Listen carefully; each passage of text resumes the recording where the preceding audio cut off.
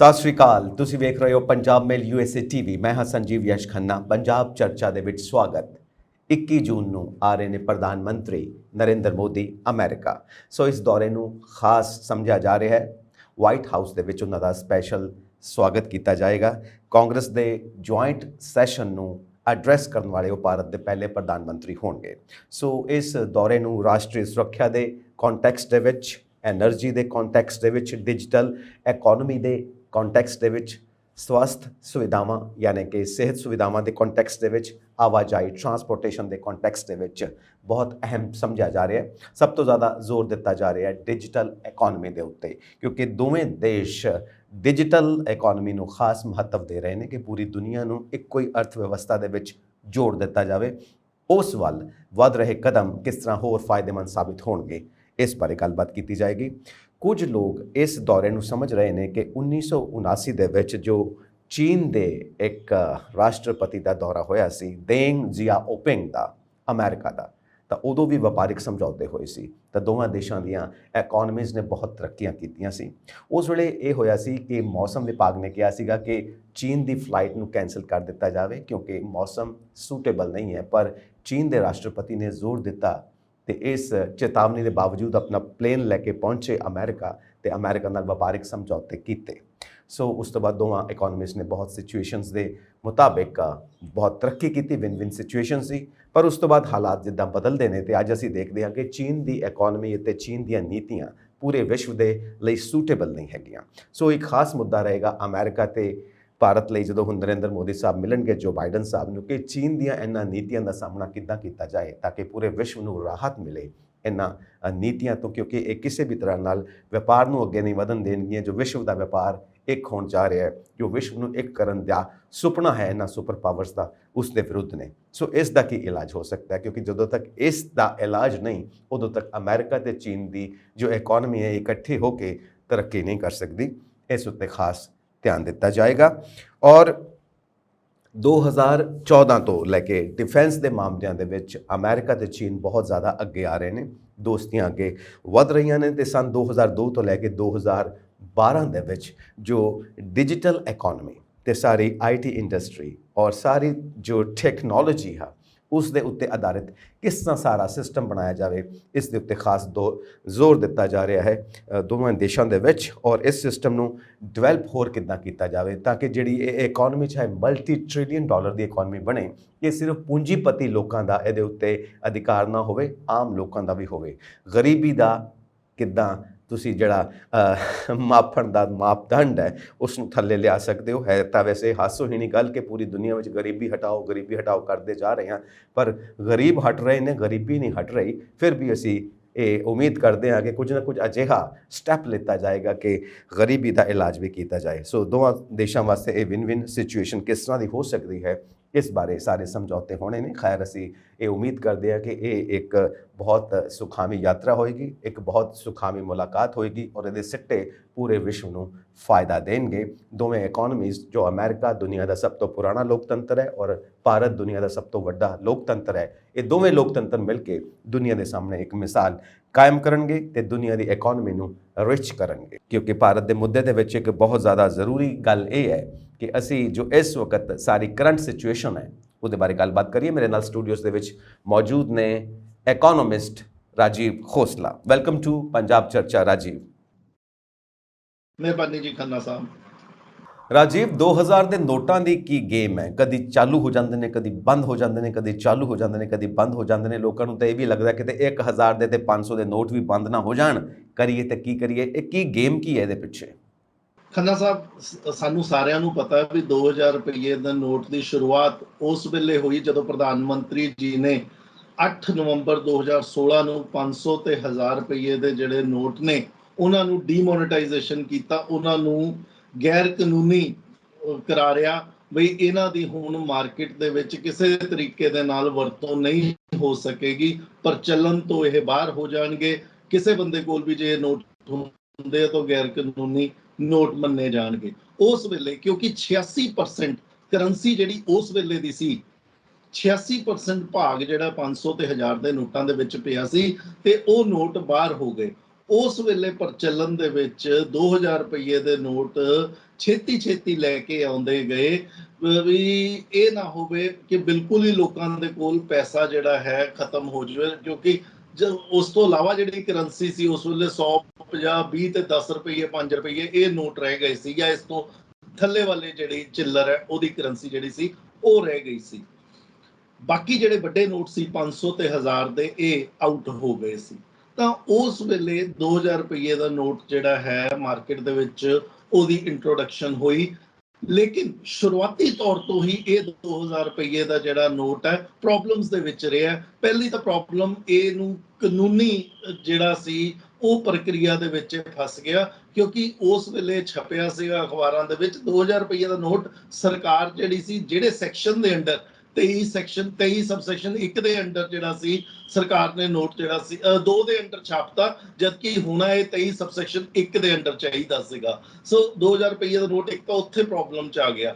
ਉਸ ਤੋਂ ਬਾਅਦ 2000 ਰੁਪਏ ਦਾ ਨੋਟ ਜਿਹੜਾ ਸੀ ਉਹ ਪ੍ਰੋਬਲਮ ਚ ਆਇਆ ਜਦੋਂ ਏਟੀਐਮਸ ਦੇ ਵਿੱਚ ਜਿੱਥੇ ਲਾਈਨਾਂ ਲੱਗੀਆਂ ਹੋਈਆਂ ਸੀ, ਜਨਤਾ ਆਮ ਲੋਕਾਂ ਦੇ ਜਿਹੜੀ ਹੈ ਉਹ ਆਪਣੇ ਨੋਟ ਕਢਾਉਣ ਦੇ ਲਈ ਲੱਗੇ ਹੋਏ ਸੀ ਲਾਈਨਾਂ 'ਚ, ਉੱਥੇ 2000 ਰੁਪਏ ਦਾ ਨੋਟ ਏਟੀਐਮ ਦੇ ਵਿੱਚ ਹੀ ਫਿੱਟ ਨਹੀਂ ਆਇਆ। ਉਸ ਤੋਂ ਬਾਅਦ ਫਿਰ ਏਟੀਐਮ ਸੈੱਟ ਕੀਤੇ ਗਏ। ਤਾਂ ਇਸ ਤਰੀਕੇ ਦੇ ਨਾਲ ਜਿਹੜੀ 2000 ਰੁਪਏ ਦੀ ਜਿਹੜੀ ਜਰਨੀ ਹੈ ਸ਼ੁਰੂਆਤੀ ਤੌਰ ਤੋਂ ਹੀ ਖਰਾਬ ਰਹੀ ਹੈ। ਤੇ ਹੁਣ ਸਰਕਾਰ ਨੇ 2000 ਰੁਪਏ ਦੇ ਨੋਟ ਨੂੰ ਗੈਰ ਕਾਨੂੰਨੀ ਨਹੀਂ ਕਰਾਰ ਦਿੱਤਾ, ਲੇਕਿਨ ਪ੍ਰਚਲਨ ਤੋਂ ਬਾਹਰ ਕਰਤਾ ਵੀ 2000 ਰੁਪਏ ਦਾ ਨੋਟ ਜਿਹੜਾ ਹੈ ਹੁਣ ਪ੍ਰਚਲਨ ਦੇ ਵਿੱਚ ਨਹੀਂ ਰਹੇਗਾ।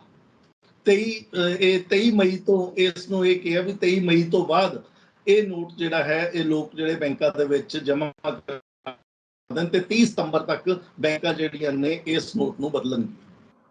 ਯਾਨੀ ਕਿ ਇਹ ਗੇਮ ਚੱਲਦੀ ਜਾ ਰਹੀ ਆ, ਕਦੀ ਲਾਗੂ ਹੋ ਜਾਂਦਾ ਫਿਰ ਉਹਦੇ ਉੱਤੇ ਖਰਚਾ ਹੁੰਦਾ ਹੈ, ਫਿਰ ਇੰਨਾ ਖਰਚਾ ਕਰਨ ਤੋਂ ਬਾਅਦ ਹੁਣ ਉਸ ਨੋਟ ਨੂੰ ਸਟਾਪ ਕਰ ਦਿੱਤਾ ਗਿਆ। ਉਹਦੇ ਆਪਣੇ ਰੀਜ਼ਨਸ ਨੇ, ਹੁਣ ਉਹ ਸਾਰੇ ਨੋਟ ਵਾਪਸ ਆਉਣਗੇ। ਇੱਕ ਮੇਨ ਪੁਆਇੰਟ, ਬਲੈਕ ਮਨੀ ਦੇ ਉੱਤੇ ਇਹਦਾ ਕੋਈ ਅਸਰ ਪਿਆ? ਕਿ ਵਾਕਈ ਬਲੈਕ ਮਨੀ ਵਾਪਸ ਆਈ ਹੈ ਜਾਂ ਨਹੀਂ? ਦੇਖੋ ਜੀ, ਜਿਹੜਾ ਟੀਚਾ ਰਿਹਾ ਅੱਜ ਤੱਕ 5 ਵਾਰੀ ਡੀਮੋਨੇਟਾਈਜੇਸ਼ਨ ਜਾਂ ਨੋਟ ਜਿਹੜੇ ਨੇ ਸਰਕੂਲੇਸ਼ਨ ਚੋਂ ਬਾਹਰ ਹੋਏ ਆ ਹਿੰਦੁਸਤਾਨ ਦੇ ਵਿੱਚ। 1946 ਦੇ ਵਿੱਚ ਹੋਏ ਆ, ਉਸ ਤੋਂ ਬਾਅਦ ਜੀ 1978 ਦੇ ਵਿੱਚ ਹੋਏ ਆ, 2014 ਦੇ ਵਿੱਚ ਹੋਏ ਆ।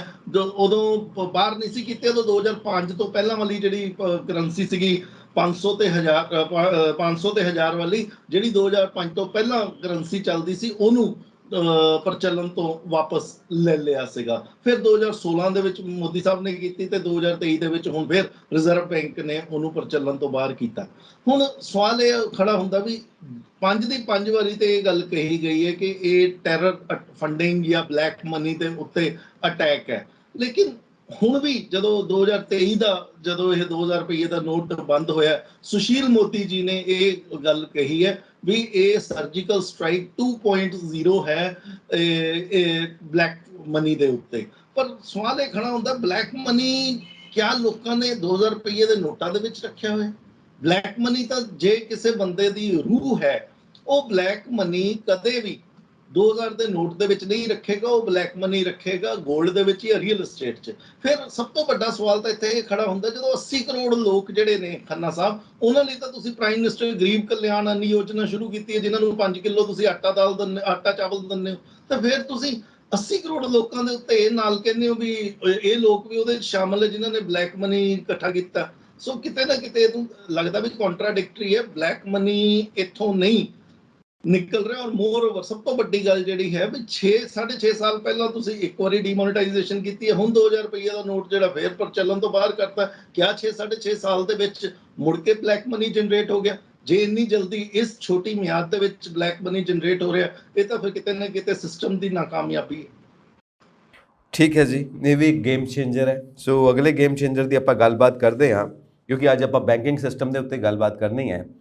ਬਹੁਤ ਪੈਸਾ ਲੋਕ ਲੈ ਕੇ ਭਾਰਤ ਦੇ ਬੈਂਕਾਂ ਨੂੰ ਸੰਨ ਲਾ ਕੇ ਵਿਦੇਸ਼ਾਂ ਜਾ ਕੇ ਵਸ ਗਏ, ਉੱਥੇ ਜਾ ਕੇ ਬੈਠ ਗਏ, ਔਰ ਉਹਨਾਂ ਦਾ ਹੁਣ ਵਾਪਸ ਆਉਣਾ ਪਤਾ ਨਹੀਂ ਆਉਣਾ ਵੀ ਹੈ ਕਿ ਨਹੀਂ ਆਉਣਾ। ਕਾਨੂੰਨੀ ਲੜਾਈ ਲੜੀ ਜਾ ਰਹੀ ਹੈ, ਕਾਨੂੰਨੀ ਪ੍ਰਕਿਰਿਆ ਆਪਣੀ ਡਿਮਾਂਡ ਕਰਦੀ ਹੈ, ਉਹਦੇ ਮੁਤਾਬਿਕ ਉੱਥੋਂ ਦੇ ਲਾਜ਼ ਉਹਨਾਂ ਨੂੰ ਸੂਟ ਕਰਦੇ ਨੇ, ਇੱਥੋਂ ਦੇ ਲਾਜ਼ ਉਹਨਾਂ ਨੂੰ ਇੱਥੇ ਲਿਆਉਣਾ ਚਾਹੁੰਦੇ ਨੇ। ਇਹ ਕੀ ਗੇਮ ਹੈ, ਇਹ ਹਜੇ ਤੱਕ ਜਨਤਾ ਦੀ ਸਮਝ ਤੋਂ ਬਾਹਰ ਹੈ। ਪਰ ਇਹਦੇ ਵਿੱਚ ਵੀ ਕੁਝ ਚੇਂਜ ਕੀਤੀ ਗਈ ਹੈ ਕਿ ਜੇ ਕੋਈ ਇੱਦਾਂ ਡਿਫਾਲਟਰ ਹੋਵੇ, ਕੋਈ ਪੈਸਾ ਲੈ ਕੇ ਮੁੱਕਰ ਜਾਵੇ ਕਿ ਮੈਂ ਪੈਸਾ ਨਹੀਂ ਦੇਣਾ, ਤਾਂ ਉਹਦੇ ਉੱਤੇ ਕੋਈ ਕ੍ਰਿਮੀਨਲ ਚਾਰਜ ਨਹੀਂ ਲੱਗਣਾ ਚਾਹੀਦਾ, ਕੋਈ ਕ੍ਰਿਮੀਨਲ ਉਹਦੇ ਉੱਤੇ ਐਕਸ਼ਨ ਨਹੀਂ ਹੋਣਾ ਚਾਹੀਦਾ, ਬਲਕਿ ਪਿਆਰ ਮੁਹੱਬਤ ਨਾਲ ਉਹਨੂੰ ਸਮਝਾਉਣਾ ਚਾਹੀਦਾ। ਕੁਝ ਇੱਦਾਂ ਦਾ ਵੀ ਚੀਜ਼ ਸਾਹਮਣੇ ਆ ਰਹੀ ਹੈ ਤਾਂ ਫਿਰ ਜਿਹੜੇ ਬਾਹਰ ਬੈਠੇ ਨੇ ਨੀਰਵ ਮੋਦੀ, ਵਿਜੇ ਮਾਲਿਆ, ਹੋਰ ਵੀ ਮਹਾਪੁਰਸ਼ ਜਿਹੜੇ ਬਾਹਰ ਬੈਠੇ ਨੇ ਭਾਰਤ ਦੀ ਬੈਂਕ ਵਿਵਸਥਾ ਨੂੰ ਹਿਲਾ ਕੇ, ਉਹਨਾਂ ਨੂੰ ਵੀ ਫਿਰ ਸੱਦ ਲੈਣਾ ਚਾਹੀਦਾ ਤੇ ਪਿਆਰ ਨਾਲ ਮਨਾਉਣਾ ਚਾਹੀਦਾ। ਕੀ ਖਿਆਲ ਹੈ ਤੁਹਾਡਾ ਰਾਜੀਵ ਜੀ?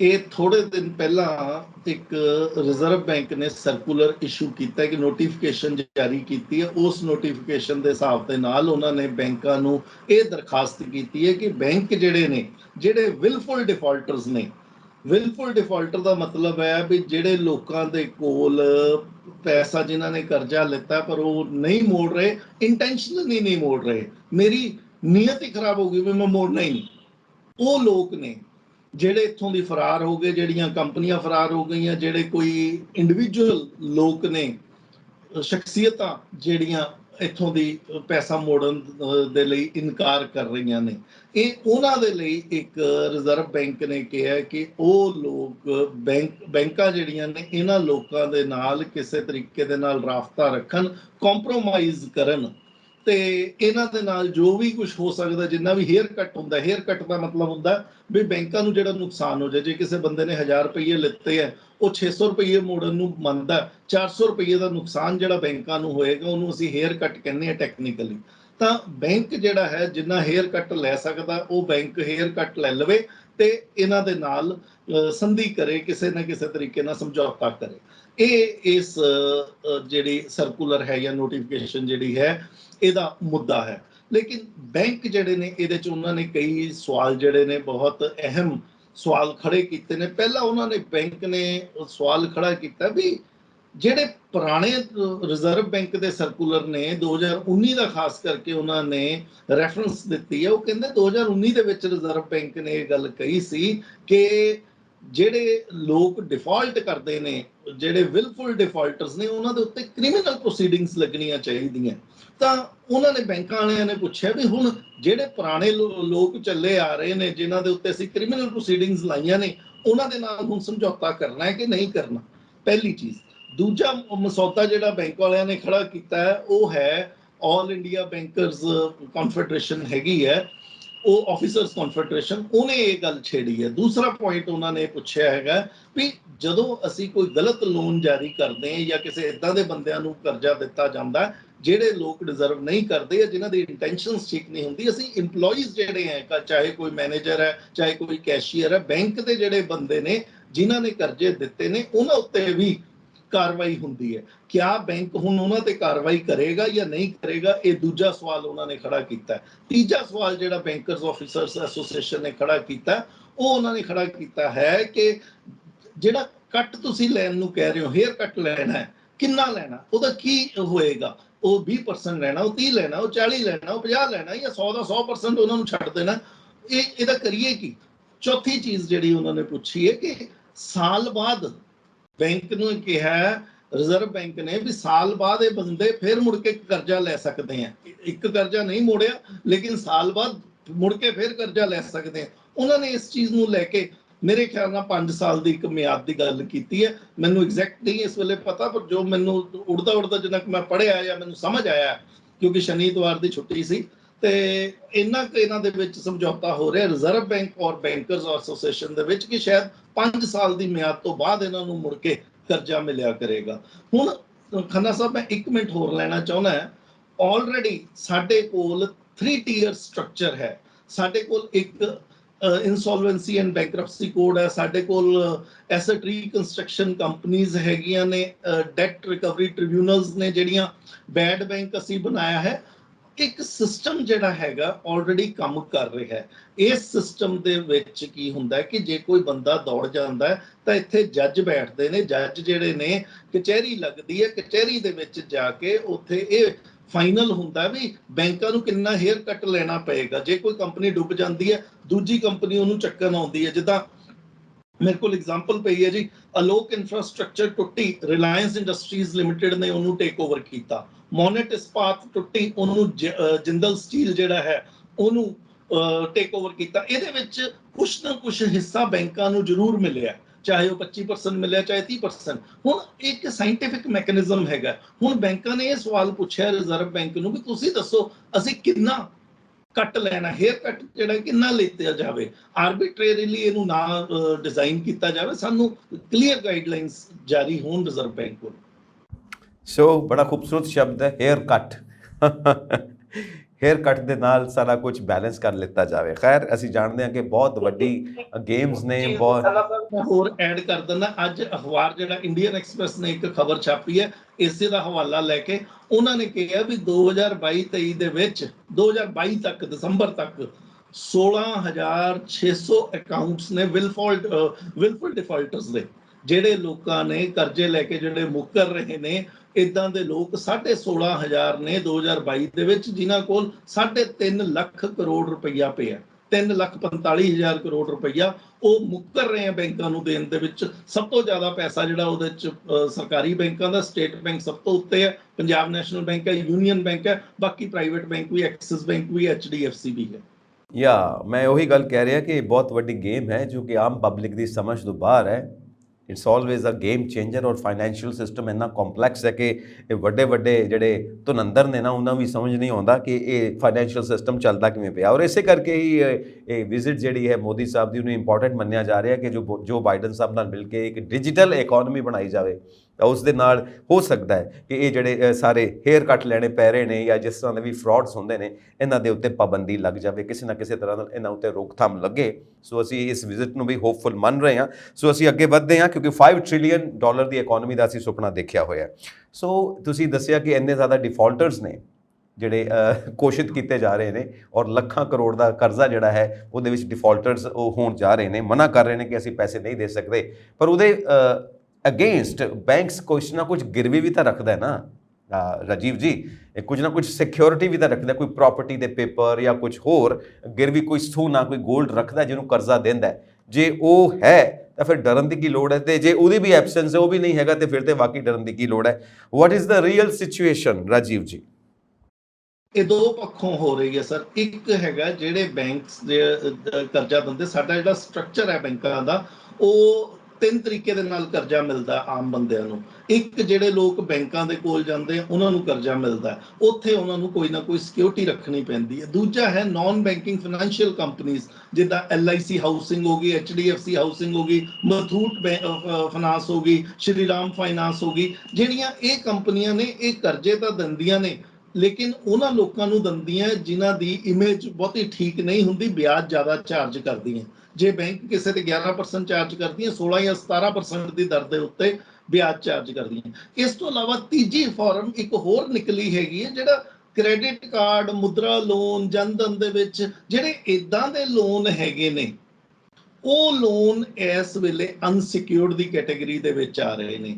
ਸਰਕਾਰ ਕਰਦੀ ਕੀ ਹੈ, ਇਹ ਪੈਸਾ ਜਿਹੜਾ ਜਦੋਂ ਇੱਕ ਬੈਂਕ ਨੂੰ ਖੋਰਾ ਲੱਗਦਾ, ਕੋਈ ਬੰਦਾ ਪੈਸਾ ਲੈ ਕੇ ਦੌੜ ਜਾਂਦਾ, ਬੈਂਕ ਉਹਨੂੰ ਵੇਵ ਆਫ ਕਰਦੇ ਨੇ, ਰਾਈਟ ਆਫ ਕਰਦੇ ਨੇ।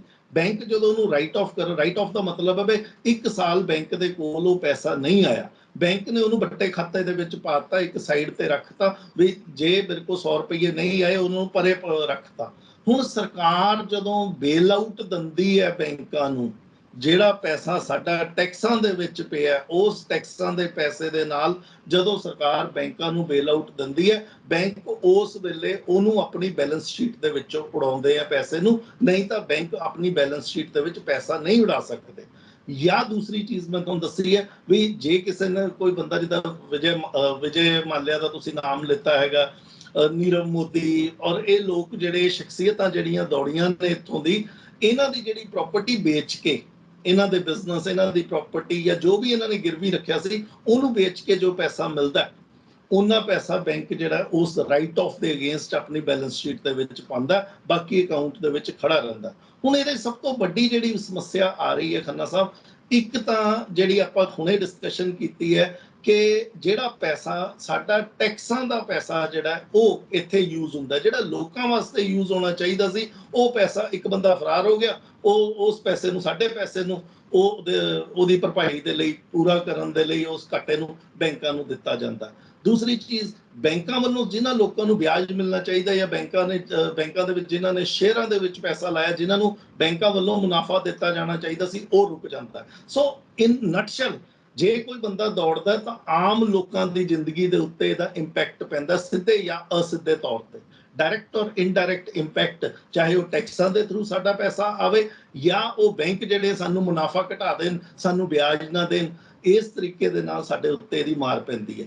ਅੱਜ ਜਿਹੜੀ ਬਿਮਾਰੀ ਸ਼ੁਰੂ ਹੋਈ ਹੈ ਇਹ ਅਨਸਿਕਿਉਰਡ ਲੋਨਸ ਦੀ ਸ਼ੁਰੂ ਹੋਈ ਹੈ। ਕਰੋਨਾ ਤੋਂ ਬਾਅਦ ਹੋਇਆ ਕੀ ਹੈ ਕਿ ਲੋਨ ਮੁਲਤਵੀ ਕੀਤੇ ਗਏ ਕਿਉਂਕਿ ਲੋਕਾਂ ਦੀਆਂ ਇਨਕਮਸ ਟੁੱਟ ਗਈਆਂ ਸੀਗੀਆਂ, ਆਮਦਨ ਟੁੱਟ ਗਈਆਂ ਸੀਗੀਆਂ, ਬਿਜ਼ਨਸ ਬੰਦ ਹੋ ਗਏ ਸੀ ਤਾਂ ਮੁਲਤਵੀ ਕੀਤੇ ਗਏ ਸੀ। ਲੋਕਾਂ ਨੇ ਥੋੜੇ ਥੋੜੇ ਉਸ ਵੇਲੇ, ਹੁਣ ਜਿਹੜਾ ਰੁਝਾਨ ਚੱਲਿਆ ਪਿਛਲੇ 2 ਜਾਂ 3 ਸਾਲਾਂ ਦੇ ਵਿੱਚ ਸਾਨੂੰ ਨਜ਼ਰ ਆ ਰਿਹਾ ਉਹ ਇਹ ਹੈ ਕਿ ਅਨਸਿਕਿਉਰਡ ਲੋਨਸ ਜਿਹੜੇ ਕ੍ਰੈਡਿਟ ਕਾਰਡ ਤੇ ਕਰਜ਼ੇ ਜਿਹੜੇ ਆ ਵੱਧ ਰਹੇ ਆ। 50,000 ਤੋਂ ਥੱਲੇ ਰੁਪਈਏ ਦੇ ਜਿਹੜੇ ਕਰਜ਼ੇ ਨੇ ਜਾਂ ਕਰਜ਼ੇ ਲੈਣ ਵਾਲੇ, ਉਹਨਾਂ ਦਾ ਨੰਬਰ ਜਿਹੜਾ ਉਹਨਾਂ ਦੀ ਸੰਖਿਆ ਵੱਧਦੀ ਜਾ ਰਹੀ ਹੈ।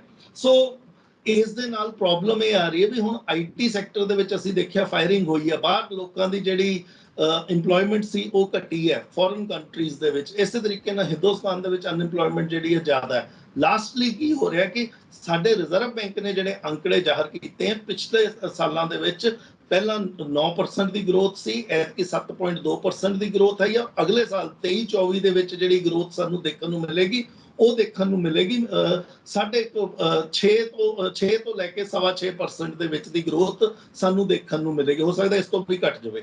ਸੋ ਲਗਾਤਾਰ ਜਦੋਂ ਗਰੋਥ ਸਾਡੀ ਥੱਲੇ ਆਂਦੀ ਜਾ ਰਹੀ ਹੈ, ਇਹਦਾ ਮਤਲਬ ਹੈ ਅਨਇੰਪਲੋਇਮੈਂਟ ਪੈਦਾ ਹੋਏਗੀ, ਨੌਕਰੀਆਂ ਰੁਜ਼ਗਾਰ ਪੈਦਾ ਨਹੀਂ ਹੋਣੇ। ਜਦੋਂ ਰੁਜ਼ਗਾਰ ਪੈਦਾ ਨਹੀਂ ਹੋਣੇ, ਲੋਕਾਂ ਨੇ ਕਰਜ਼ੇ ਲਈ ਜਾਣੇ ਔਰ ਪੁਰਾਣੇ ਕਰਜ਼ੇ ਨਹੀਂ ਮੁੜਨੇ, ਸਾਡੇ ਲਈ ਇਹ ਸਮੱਸਿਆ ਦਾ ਸਬਬ ਹੈ। ਬਹੁਤ ਬਹੁਤ ਸ਼ੁਕਰੀਆ ਰਾਜੀਵ ਜੀ, ਤੁਸੀਂ ਇਹਨਾਂ ਵਿਸ਼ਿਆਂ ਦੇ ਉੱਤੇ ਸਾਨੂੰ ਜਾਣਕਾਰੀ ਦਿੱਤੀ। ਔਰ ਸਭ ਤੋਂ ਵੱਡੀ ਸਮੱਸਿਆ ਪੂਰੀ ਦੁਨੀਆ ਦੇ ਵਿੱਚ ਅਨਇੰਪਲੋਇਮੈਂਟ ਹੈ। ਔਰ ਜਿਉਂ-ਜਿਉਂ ਰੋਜ਼ਗਾਰ ਦਾ ਮੌਕਾ ਵਧੇਗਾ, ਰੋਜ਼ਗਾਰ ਵਧਣਗੇ, ਤਿਉਂ-ਤਿਉਂ ਸਾਰੀਆਂ ਕੰਪਨੀਆਂ ਕੰਮ ਕਰਨਗੀਆਂ, ਕਿਉਂਕਿ ਤਿਉਂ-ਤਿਉਂ ਡਿਮਾਂਡ ਵਧੇਗੀ, ਲੋਕਾਂ ਦੀ ਜੇਬ 'ਚ ਪੈਸੇ ਹੋਣਗੇ ਔਰ ਡਿਮਾਂਡ ਵਧੇਗੀ ਤਾਂ ਪ੍ਰੋਡਕਸ਼ਨ ਵਧੇਗੀ, ਪ੍ਰੋਡਕਸ਼ਨ ਵਧੇਗੀ ਤੇ ਕੰਪਨੀਆਂ ਰਿਚ ਹੋਣਗੀਆਂ, ਹੋਰ ਇੰਪਲੋਇਮੈਂਟ ਜਨਰੇਟ ਹੋਏਗੀ, ਕਿਉਂਕਿ ਜਿਉਂ-ਜਿਉਂ ਡਿਮਾਂਡ ਵਧੇਗੀ ਕੰਪਨੀਆਂ ਨੂੰ ਹੋਰ ਪ੍ਰੋਡਕਸ਼ਨ ਦੀ ਲੋੜ ਪੈਗੀ।